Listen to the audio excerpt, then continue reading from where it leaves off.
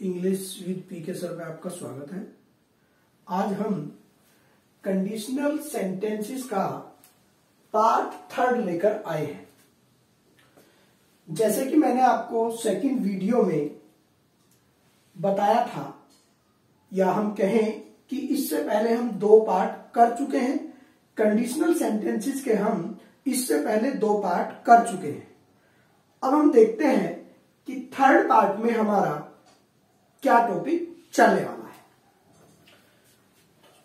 आपको बताया गया था, जो हमारा फर्स्ट पार्ट है उसमें बताया गया था कि कंडीशनल सेंटेंस हमारे 3 प्रकार के होते हैं। हम फर्स्ट टाइप पढ़ चुके हैं, आज हम सेकंड टाइप का अध्ययन करेंगे। तो सेकंड टाइप में हमारा इम्पॉसिबल कंडीशन, और इस इम्पॉसिबल कंडीशन को हम 2 अदर नाम से भी जानते हैं। 2 अदर नेम से भी हम इसे जानते हैं, जैसे कि इसे बोलते हैं अनफुलफिल्ड कंडीशन या पास्ट कंडीशन। और अगर हम बात करें इसकी हिंदी की, तो हम इसे अपूर्ण इच्छा वाले वाक्य भी बोलते हैं। तो हमने इसकी पहचान में कुछ लिखा है, वो देखते हैं। ऐसी शर्त अर्थात ऐसी शर्त जो भूतकाल में पूरी नहीं हुई थी।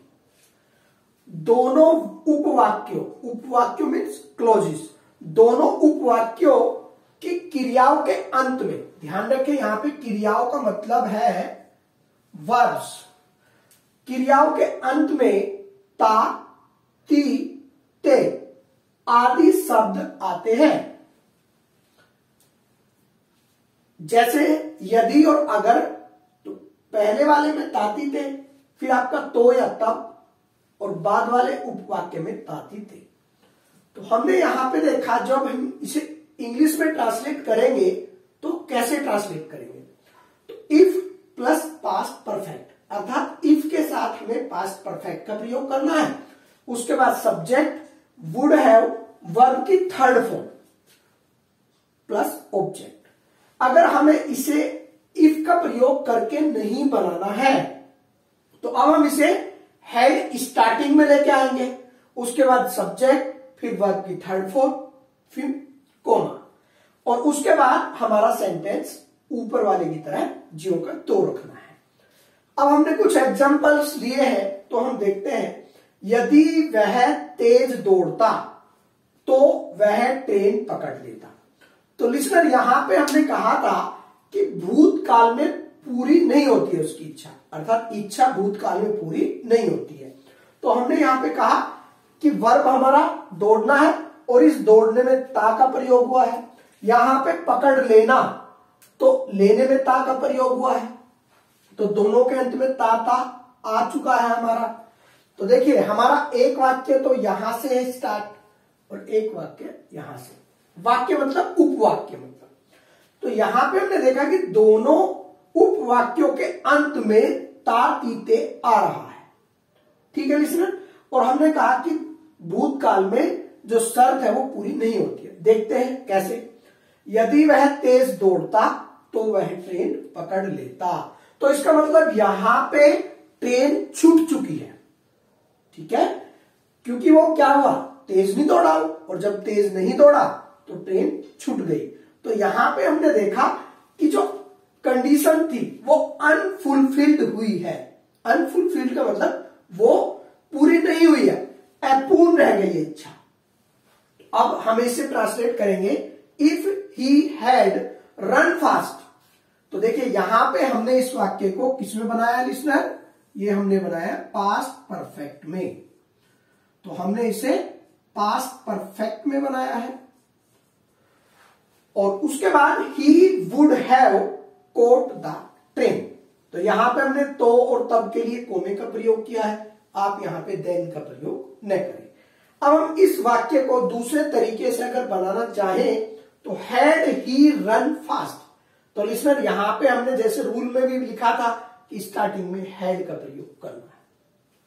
Had he run fast he would have caught the train. तो हमें केवल दोनों में एक बात का ही ध्यान रखना है कि जब हम हैड स्टार्टिंग में लगाएंगे तो हमें इफ का प्रयोग नहीं करना है। एक बार आप फिर सुन लें, यदि हम हैड को शुरुआत में लगाते हैं अर्थात स्टार्टिंग में लगाते हैं तो हमें वाक्य में इफ का प्रयोग नहीं करना है। अब हम नेक्स्ट सेंटेंस देखते हैं, अगर वह मेहनत करती तो वह पास हो जाती। तो लिसनर यहां पे देखिए, मेहनत करना तातीते आया यहां पे भी, और पास हो जाना तो यहां भी तातीते है। अब देखिए यहां पे उसने कहा भूतकाल में पूरी नहीं होती है क्या, हमारी इच्छा। तो यहां पे हमने देखा अगर वह मेहनत करती तो वह पास हो जाती। तो कहने का तात्पर्य है कि यहां पे मेहनत नहीं की गई है तो इसलिए वो क्या हुई, फेल हो गई है। तो उसकी जो इच्छा थी वो अपूर्ण ही रह गई है। तो हमने इसे if he had worked hard comma he would have passed. अगर हम दूसरे तरीके से बनाएं तो had he worked hard he would have passed. अब हम नेक्स्ट सेंटेंस देखते हैं, यदि तुम समय पर स्कूल जाते तो आपको जुर्माना नहीं देना पड़ता। तो देखिए यहां पे लिसनर जाने में ते की आवाज आई है और यहां पे देना पड़ता। तो आप देखिए कि यहां पे वो समय से नहीं गया, क्या हुआ, उसे जुर्माना देना नहीं पड़ता। तो यहां पे हमने देखा if you had gone to school in time you would not have. तो देखिए लिसनर यहां पे हमारा नहीं आया है, तो जब नहीं आएगा तो वुड नॉट हैव का प्रयोग करेंगे, would not have paid fine. तो यहां पे हमने देखा इसे दूसरे तरीके से अगर हम बनाए, had you gone to school in time comma you would not have paid fine. तो अब हम देखते हैं जो नेक्स्ट हमारा सेंटेंस है वो क्या कहता है, यदि मेरे पास आता, अर्थात यदि वह, सॉरी यहां पे हमारा वह छूट गया है, तो यदि वह मेरे पास आता तो मैं उसकी सहायता करता। तो लिसनर यहां पे देखिए ना तो वो उसके पास आया है और ना उसने उसकी सहायता की है। अब देखिए कि वर्ब में आना है यहां पे तो ता की आवाज आई है, और सहायता करना तो देखिए यहां पे भी ता की आवाज है। तो अब हमने इसे चेंज किया है, if he had come to me comma I would have helped him. अगर हम दूसरे तरीके से इसे चेंज करें, had he come to me I would have helped him. अब हम नेक्स्ट सेंटेंस देखते हैं, अगर वह मुझे बुलाती तो मैं शादी में जाता। तो देखिए ना तो उसने मुझे बुलाया और ना शादी में मैं गया, तो यहां पे भी हमारी अनफुलफिल्ड कंडीशन है। तो अब हम देखते हैं इसे हमने कैसे ट्रांसलेट किया है, if she had invited me I would have attended the marriage. तो देखिए लिसनर, जब किसी शादी में, फंक्शन में या एनिवर्सरी में जाने की बात होती है तो हम वहां पे अटेंड का प्रयोग करते हैं।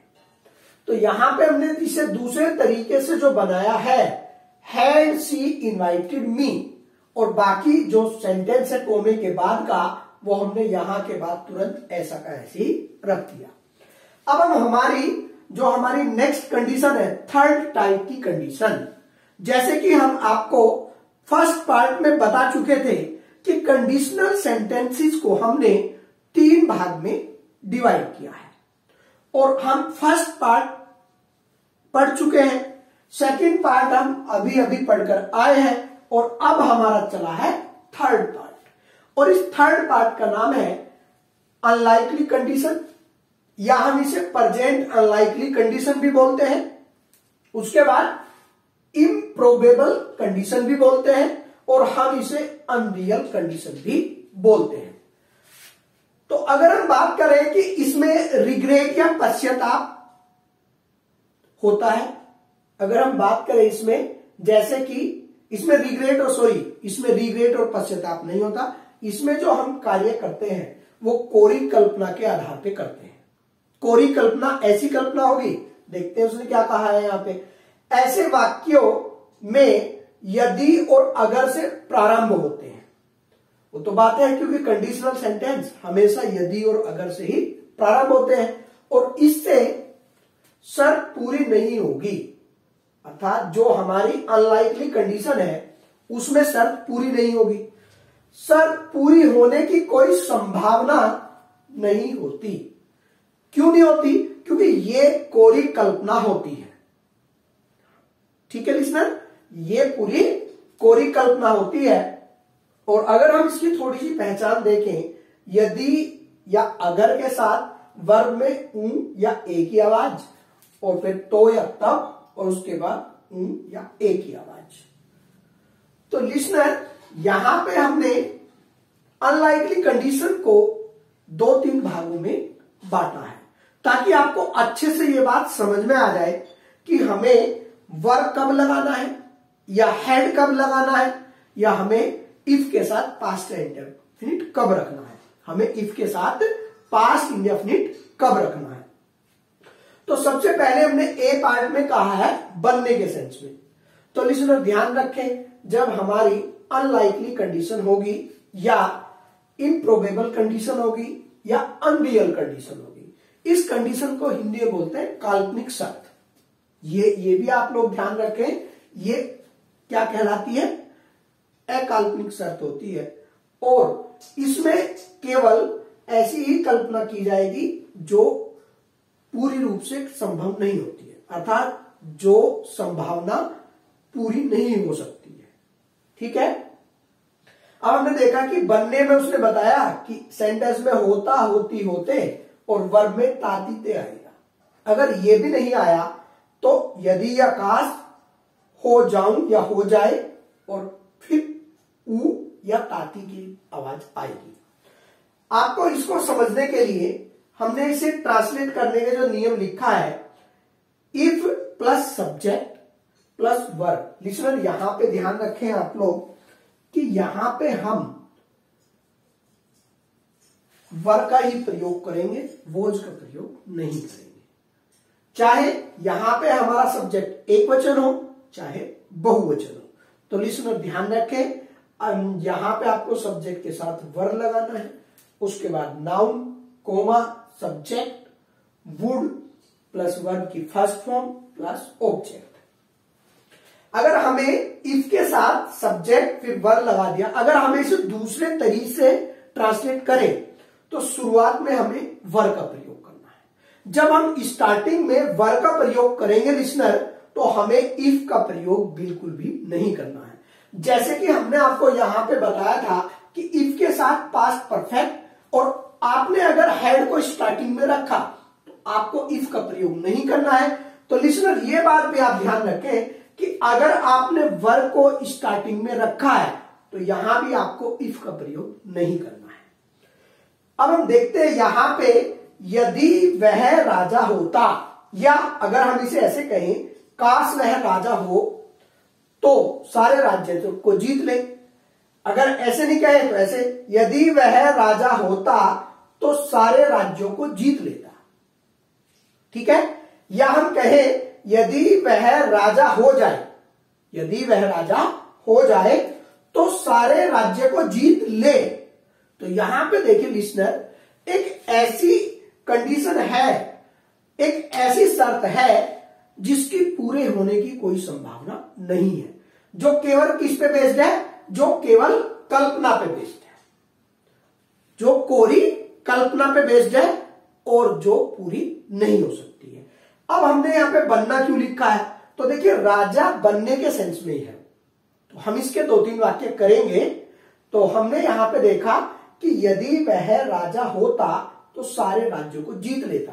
तो यहां पे उसने राजा बनने की कल्पना करी है, लेकिन एक ऐसी कल्पना करी है जो पूरी नहीं हो सकती है। तो अब हमने इसे कैसे ट्रांसलेट किया है? If he were a king he would win all the states. तो यहां पे लिसनर देखिए, हमने ही के साथ किसका प्रयोग किया है? हमने ही के साथ वर का प्रयोग किया है। यहां पे आपको एक वचन के साथ सब्जेक्ट, चाहे एक वचन हो चाहे बहुवचन, आपको वर का प्रयोग a king comma he would win all the states. अगर हमें इफ वाले से नहीं बनाना है तो हम स्टार्टिंग में वर का प्रयोग करेंगे। और लिसनर आपको बताया है कि जब भी हम स्टार्टिंग में वर का प्रयोग करेंगे तो हमें सेंटेंस के अंदर इफ का प्रयोग नहीं करना है।